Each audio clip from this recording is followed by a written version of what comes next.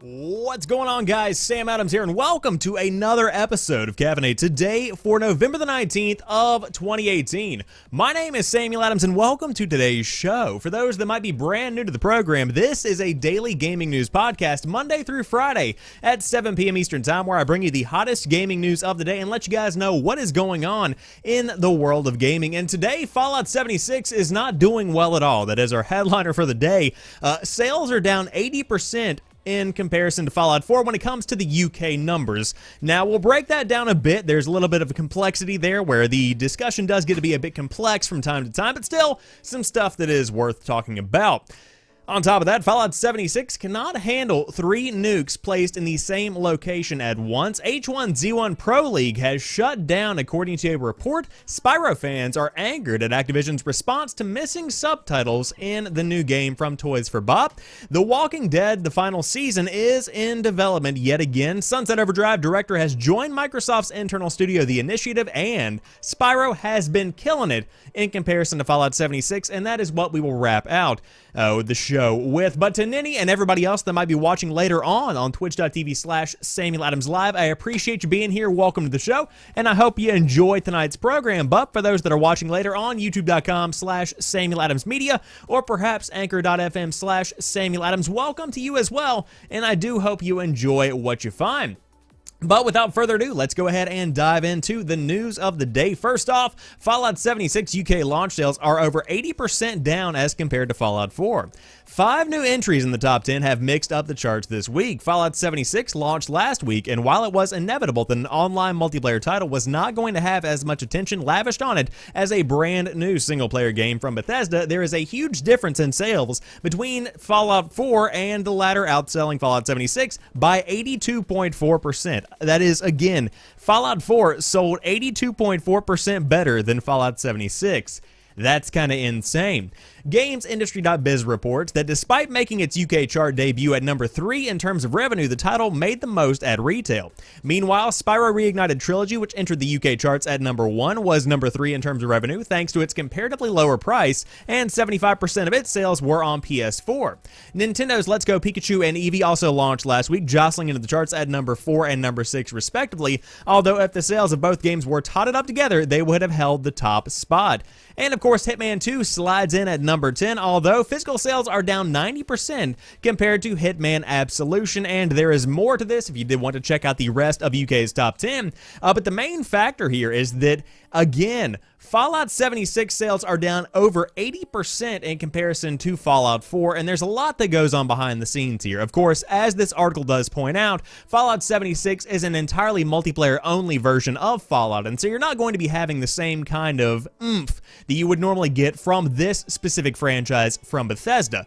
Now, with that being said, there is still a lot to offer when it comes to Fallout 76. There is that multiplayer offering if you did want to play with friends. On top of that, brand new missions, brand new lore, brand new map to explore, but at the same time, just a different type of Fallout game, and so that is clearly showing when it comes to sales. On top of that, I will say that Fallout 76 is a little bit jankier in comparison to Fallout 4. Now, every game has a couple of issues, normally, whenever they do launch. But when it comes to Fallout 4, it was vastly better than Fallout 76. And of course, there are server issues. There are a lot of back-end things that go into Fallout 76 that other games have not had to deal with.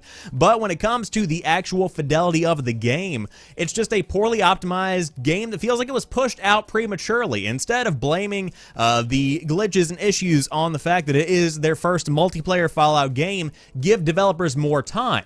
Give developers more time to better optimize the game, to fix the servers on the back end. Now, a question in the chat, are they comparing the first week of sales or both total sales? It's just the first week of Fallout 4 and Fallout 76. But overall, this is not shocking to me, but still just a large number whenever you're talking about how many people are playing 76 in comparison to Fallout 4. Now, I will say I am part of the statistic. I was one of the ones that bought Fallout 4 on the day that it launched, and although I'm not a big Fallout guy, I still did enjoy the game, at least marginally. It was not a terrible game, but when it comes to Fallout 76, I have no desire to play this because not only am I deeply not invested, I suppose is the best worst way to put that, I'm just simply not not invested in Fallout overall. There you go. And so with 76 to have a multiplayer offering, just something that doesn't appeal to me in the slightest. And so, again, maybe it is tickling an itch for you, but overall, I think that a lot of people are skipping Fallout 76, at least in the UK. Now, in a couple of days/weeks, we will know the full extent of the damage here. We will get the national numbers, the worldwide numbers, and I will talk about those here on the podcast as well. But again, Fallout 76 not looking like it's doing so well, but still making a lot of money over there for Bethesda. Now, I have heard that new updates are planned all the way through December at this point, so you can look forward to a lot of content coming down the pipe, and I am sure that Bethesda will work to make this a fantastic experience for their fans, because they do very well in terms of fan service. But as for right now, Fallout 76 not looking that hot. Speaking of something that's not looking that hot, Fallout 76 cannot handle 3 nukes at once, and the author over here at Destructoid says, in all fairness, neither can I.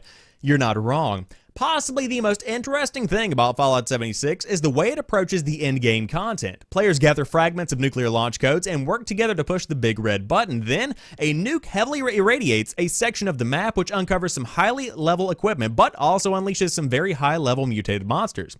The natural evolution of this sort of system is that players will want to launch as many nukes simultaneously as they can. There are 3 silos, so 3 is the maximum number of synchronized nukes, and Fallout 76 cannot handle 3 nukes at once. As the video above does show, this group of players aimed 3 nukes at the same spot at the same time, and after a trio of mushroom clouds, the server crashed. There is no ultra-rare loot to be had here, just another loading screen as the game connects them to a different server. And of course, maybe this is something that will be addressed in a future update, but it'd be neat to see how well-organized squads take down whatever emerges from that radiation hole. And so, it seems like that is just one little dot on the list of new features and new changes that need to be made to Fallout 76. But still, again, this is something that's not necessarily shocking to me, because who would have anticipated that people would have launched all 3 nukes at once? I mean, that's something that's not really on the forefront of your mind whenever you're finishing up the development of a very highly anticipated game. You don't think about how people are going to attempt to break the game. And so this is not something that is necessarily impossible to come back from. This is something that I think is kind of expected at this point. But still, it's good to see that people are pushing the game to its limits, because some changes need to be made. That's just one of those things where if you launch 3 nukes at once, you're going to nuke the whole server. It's just kind of the way that it works. And of course, that does probably take a good bit of power on the server side to literally impact an entire section of the map 3 different times. That is much too much for that server to hold. But again, 3 nukes, kind of a big deal. Very, very obscure glitch, but still not one that is the most obscure, according to Ninny in the chat, which I agree with entirely. There are games that have much stranger quirks than that one, especially when it comes to games that have just come out and where the developers don't necessarily have that much experience with server-end issues. Speaking of server-end issues, H1Z1's Pro League has shut down, according to a report. Competitive league surrounding Daybreak's shooter is calling it quits halfway through the inaugural season. The organizers of the H1Z1 Pro League have told teams and players the league will not be completing its inaugural season, according to ESPN. The league was a collaborative effort between the competitive gaming outfit Twin Galaxies and H1Z1 developer Outbreak Games. I believe that means Daybreak Games. Sorry, that's a typo in the actual article. Twin Galaxies co-chairman Jace Hall informed H1Z1 Pro Leaguers last week that due to declining interest in the game and a shrinking player base, the already postponed second half of the season will not take place.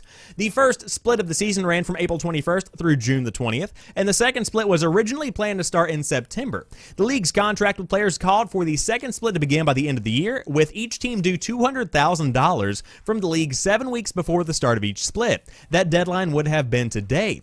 Hall said the league is still trying to get some payment to its teams, but it has released them from any obligations they had towards the league. The H1Z1 Pro League faced an uphill battle from before its first match. It was announced last October with a player-first emphasis that guaranteed a $50,000 minimum salary and specified revenue sharing. Unfortunately, interest in the survival shooter was cratering even as the league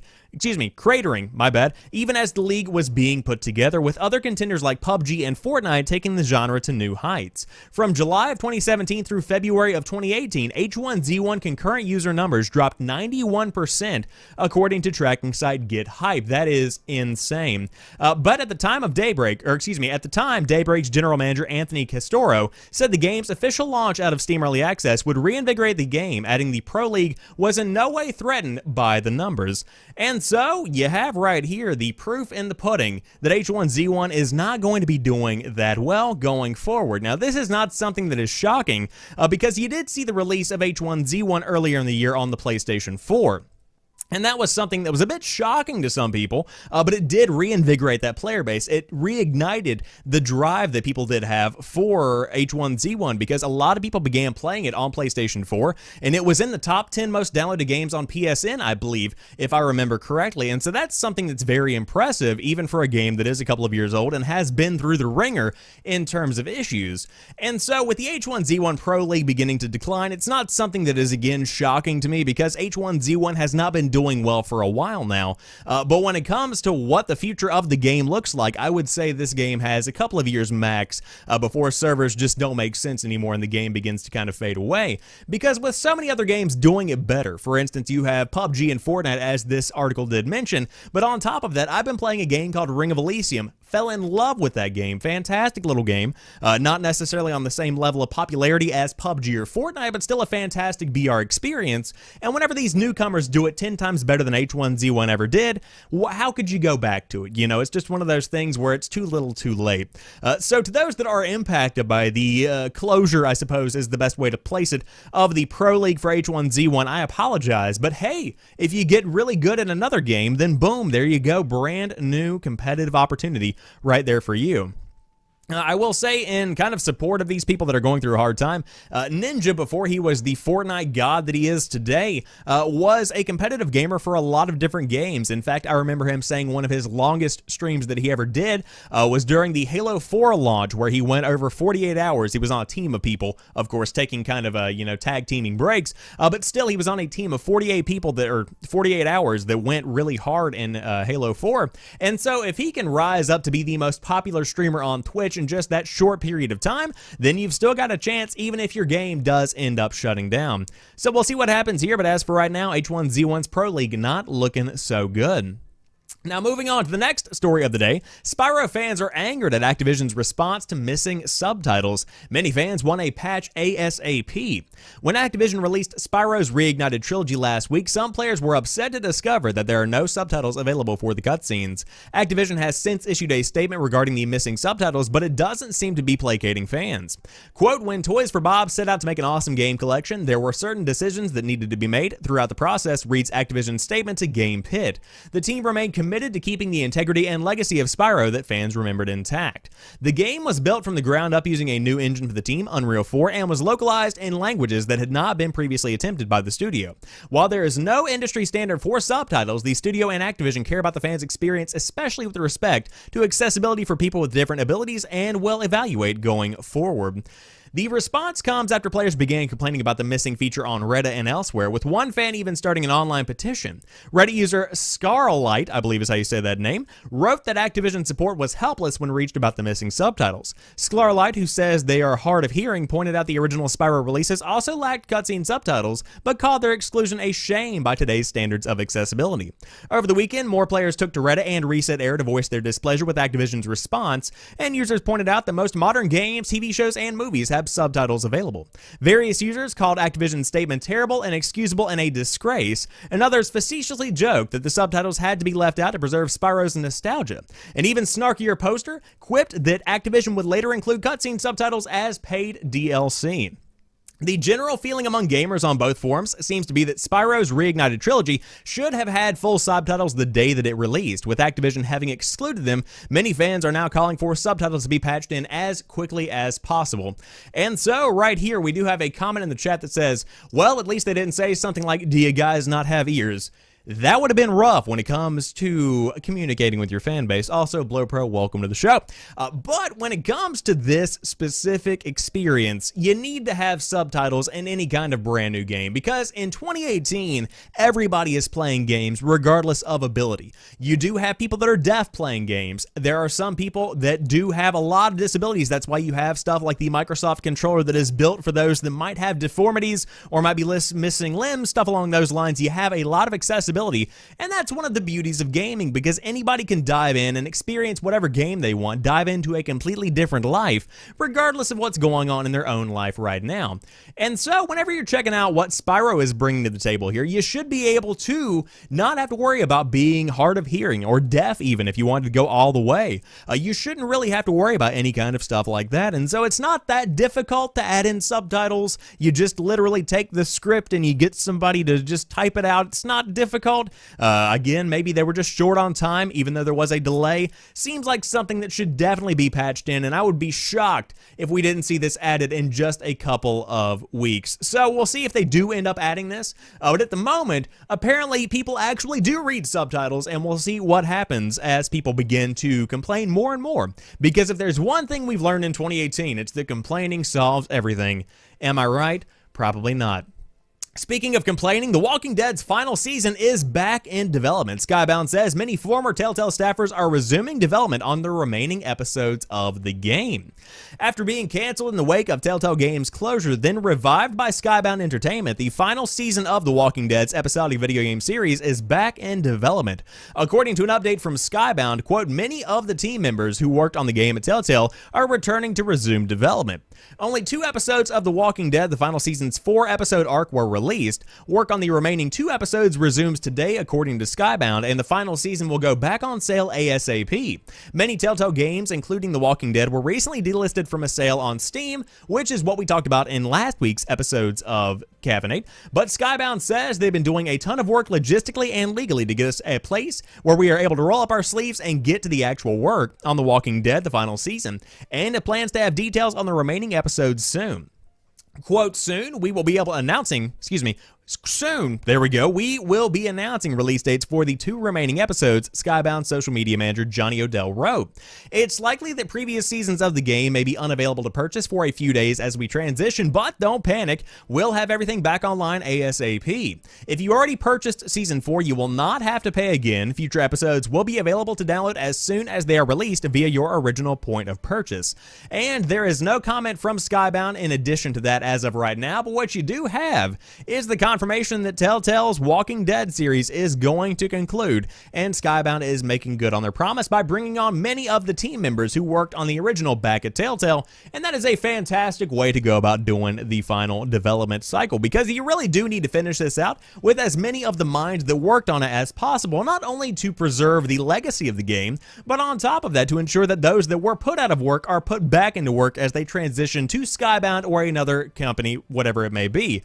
So if you were looking forward to seeing how the saga continues of The Walking Dead's the final season, well boy, here you have it. It is going to conclude in the next couple of weeks. Good to hear that it is not going to be shut off and that you don't have to rebuy the game if you already purchased it. Seems like everything is being handled professionally and very quickly, in my opinion, which is a fantastic combination to have if it is done correctly.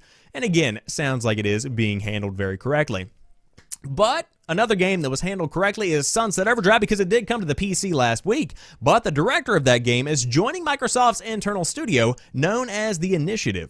At E3 earlier this year, Phil Spencer announced an intention, it's been a very long day, to bolster Microsoft's internal development ranks with a number of key acquisitions and one studio being built from the ground up. That new studio is called The Initiative, which Microsoft hinted would be working on narrative games under ex-Crystal Dynamics chief David Gallagher. After several high-profile hires, the studio seems to have made another major one, Insomniac's Drew Murray.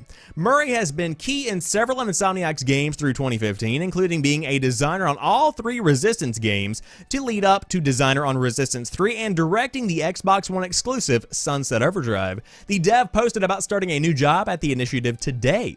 We actually played Resistance with Murray when he was still at Insomniac, say the guys over at Game Informer, but if you want to get into the head of Microsoft's newest developer, they have an interview over there. Microsoft is more than happy to publicize these hires as it speaks to their reformation of first-party software, a stable they more or less abandoned in the last 6 years.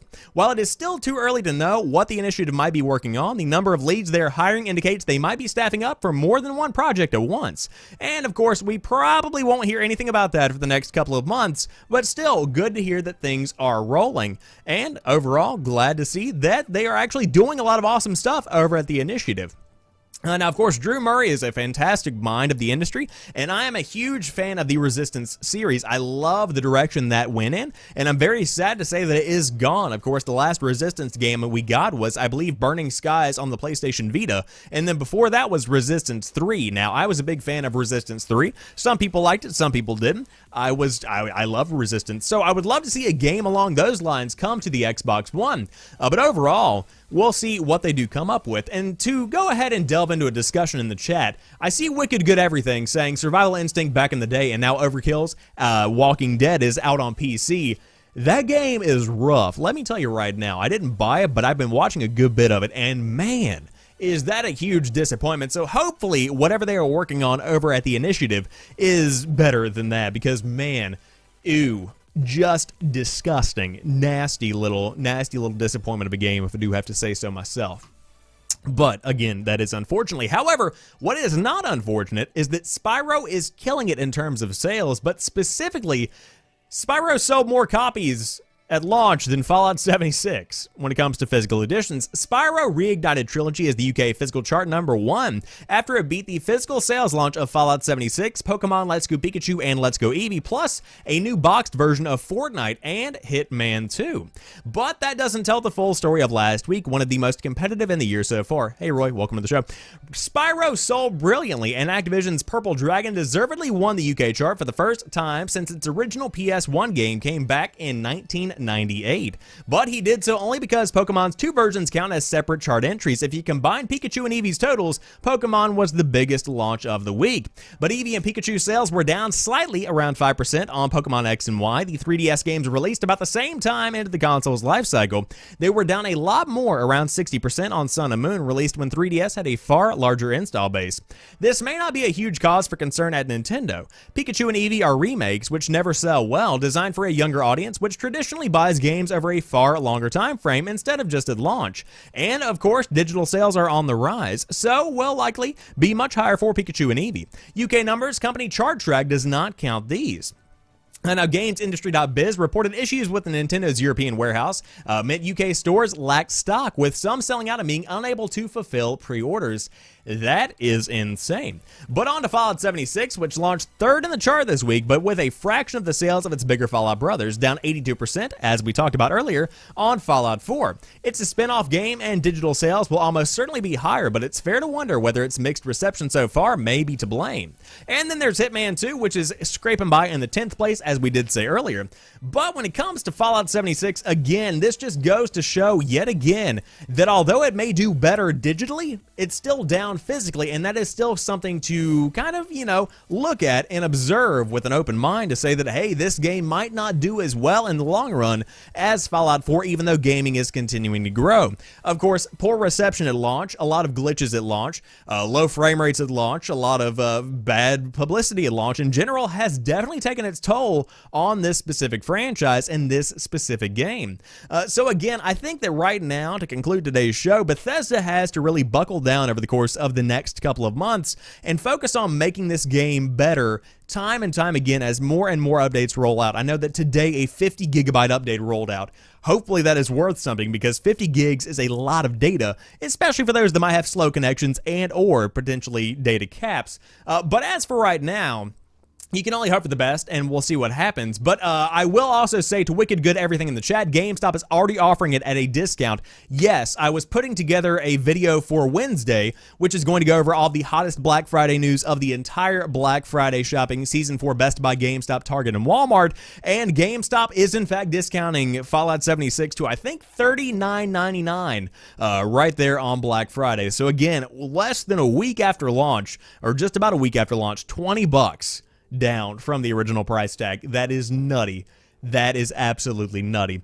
However, that wraps it up for today's episode of Caffeinate. Now, I do want to say that I'm going to begin wearing more different ties. Literally 2 minutes before the show started, I got 5 new ties in the mail. So this one's red, and I put it on right before the show started. This is brand new from Amazon. Very nice. It's fantastic. It's great. It's red. I have one. Actually, it's more of a burgundy, but I have one that is orange, a blue one. I have a purple one, and you guys don't care at all. But man, these are really good. This is just really getting it for me. I love this kind of stuff. But I hope you guys have enjoyed today's show, and if you wanted to find out what ties I wear, I will have those linked down below in the YouTube version of the show.